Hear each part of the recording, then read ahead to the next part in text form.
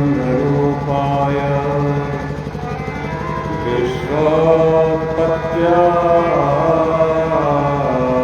विश्वोत्पत्त्यादिहेतवे तापत्रयविनाशाय श्रीकृष्णाय वयं नमः। तो आइए अपने जो है कल के प्रसंग की ओर चलिए, जहाँ की शौनक आदि ऋषियों ने सूत जी महाराज से 6 प्रश्न किया। यही था ना कल साहब, 6 प्रश्न किए। तो सूत जी ने सबसे पहले अपने गुरुदेव का ध्यान किया। यम प्रव्रजन्तमनुपेतमुपेत कृत्यं द्वैपायनो विरह कातरमाजुभाव पुत्रेति तन्मयतया तरवोऽभिनेदु तं सर्वभूतहृदयं मुनिमानतोऽस्मि। यः स्वानुभवमखिल श्रुतिसारमेका अध्यात्मदीपमतिर्सततां तमोघम् संसारिणा करुणयाः पुराणगुह्यं तं व्याससूनुमुपयामि गुरुं मुनीनाम्। यं प्रव्रजन्तमनुपेतमुपेतकृत्यं, जिनका कि यज्ञोपवीत संस्कार भी नहीं हुआ, माँ के गर्भ से बाहर आते ही नारे व्यवहारे को साथ में लेकर के और जंगल का रास्ता तय कर लिया। द्वैपायनो विरह कातरमाजुभाव, वेद व्यास जी विरह से व्यथित होकर के और अपने बेटे के पीछे पीछे चलने लगे। पुत्रेति तन्मयतया तरवोऽभिनेदुः तं सर्वभूतहृदयं मुनिमानतोऽस्मि। हे पुत्र, हा पुत्र, हा पुत्र कहते हुए वेद व्यास जी पीछे पीछे जा रहे हैं। देखिए, इतने बड़े जो है तपोनिष्ठ ज्ञानी महात्मा भी आज जो है संतान के पीछे पीछे जा रहे हैं, लेकिन सुखदेव जी महाराज मुड़ करके देख नहीं रहे हैं, वो तो सीधे जंगल की ओर जा रहे हैं। और जब कुछ दूर चले गए तो एक सरोवर था, वहां बहुत सी युवतियां स्नान कर रही थी।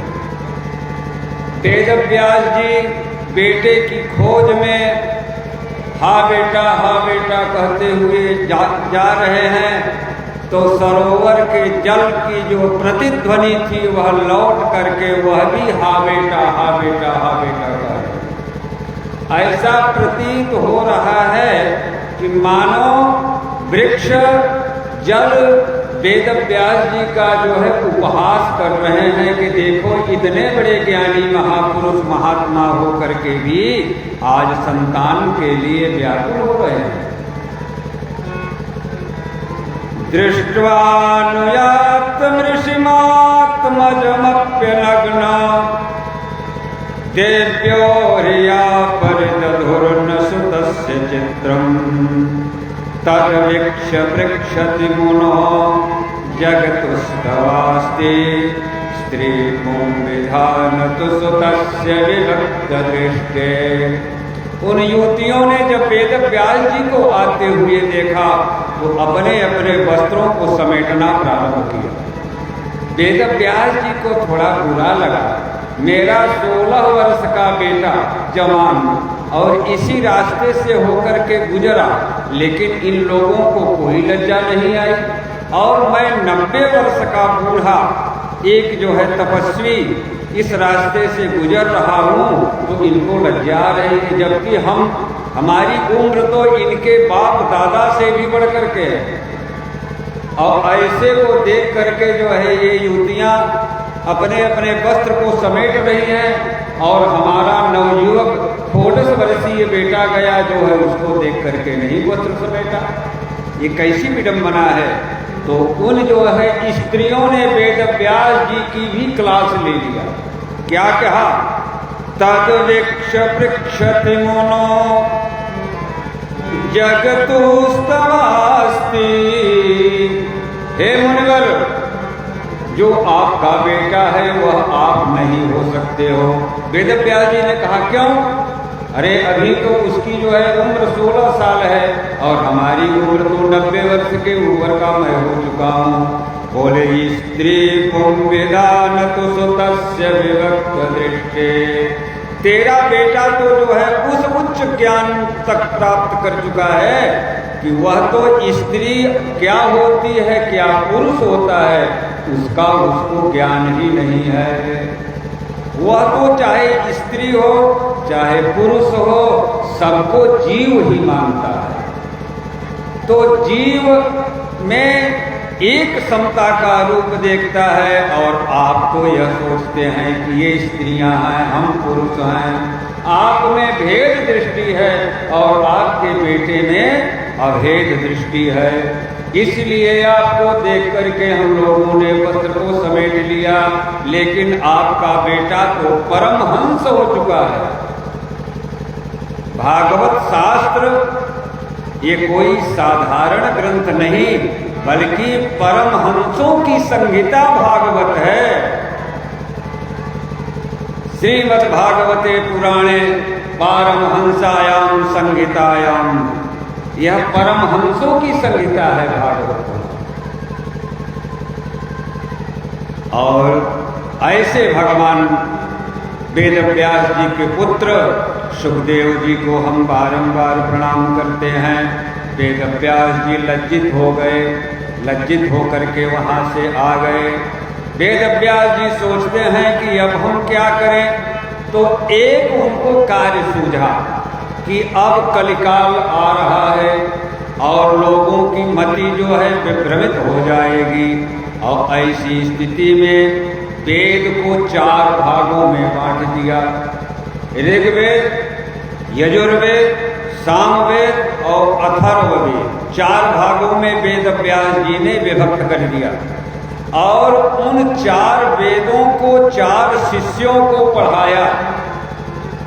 ऋग्वेद जो है पैल को पढ़ाया, यजुर्वेद जो है जैमिनी को पढ़ाया, सामवेद वैशंपायन को पढ़ाया और अथर्ववेद जो है सुमंतु को पढ़ाया। चारों शिष्यों को चारों वेदों का ज्ञान करा दिया। इतिहास पुराणानि पिताते रोमहर्षणः, और जो इतिहास पुराण आदि थे वे जो है रोमहर्षण जी को पढ़ाया। लेकिन पढ़ाने के बाद फिर जो है पुराणों की रचना प्रारंभ किया। लेकिन पुराणों की रचना 17 पुराणों की रचना कर दिए, लेकिन उनके मन में अब भी संतोष नहीं हो रहा है। एक बार देवर्षि नारद घूमते घूमते और वेद व्यास जी के पास पहुंच गए। वेद व्यास जी से पूछा कि व्यास जी आप इतने खिन्न मन क्यों हैं?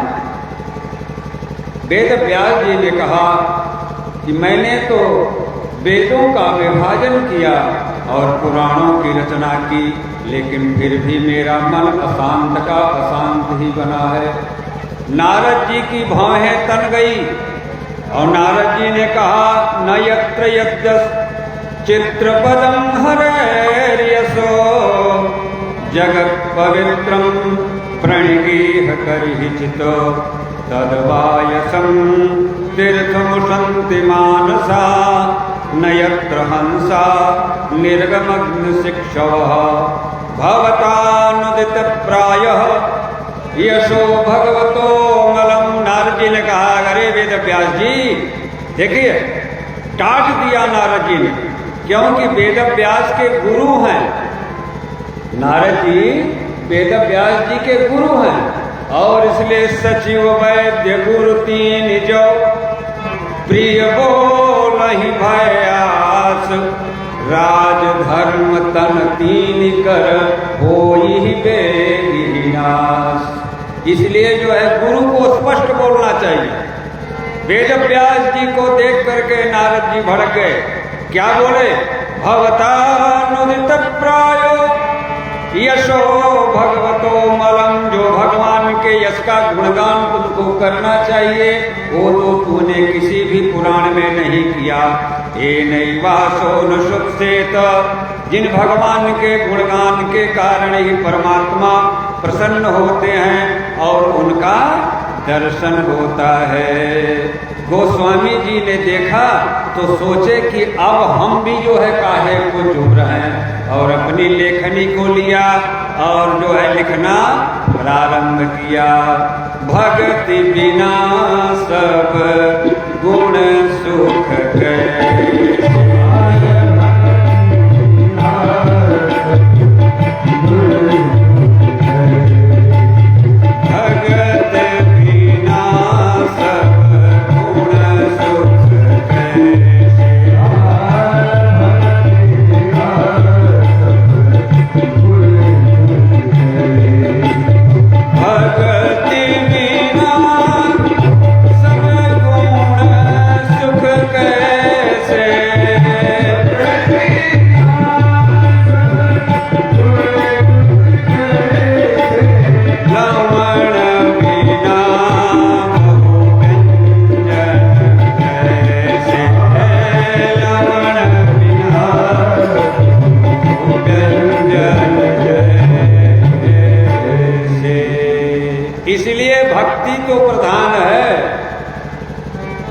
व्याधस्या चरणं ध्रुवस्य च वयो,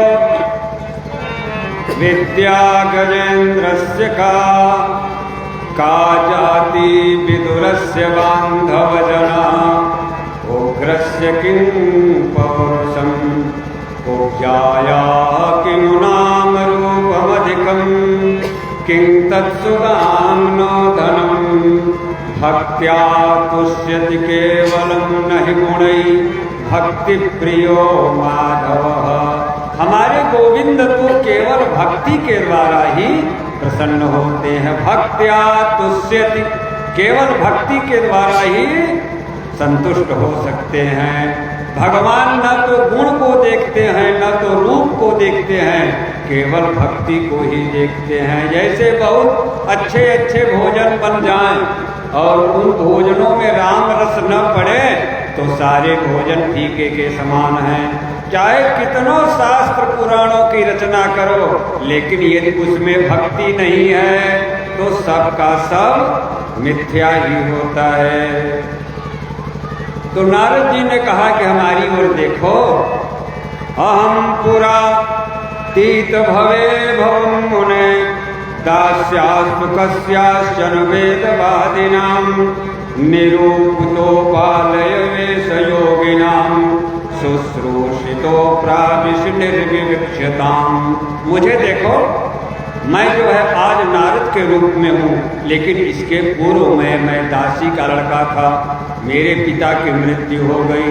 माता जो है एक राजा के घर में बर्तन धोने का काम करने लगी और मैं भी राजा की सेवा में रहने लगा। 4 महीने के लिए संत आए, उनकी सेवा किया, संतों का अनुग्रह हुआ और मैं भी उनके साथ में जाने लगा। मेरी मैया ने मुझको मना किया और संतों ने हमको छोड़ करके हरिद्वार गए। एक दिन मेरी माता को गौशाला में गौ की सेवा करने गई, वहाँ एक भयंकर सर्प ने मेरी माता को डस लिया। मेरी माता की मृत्यु हो गई।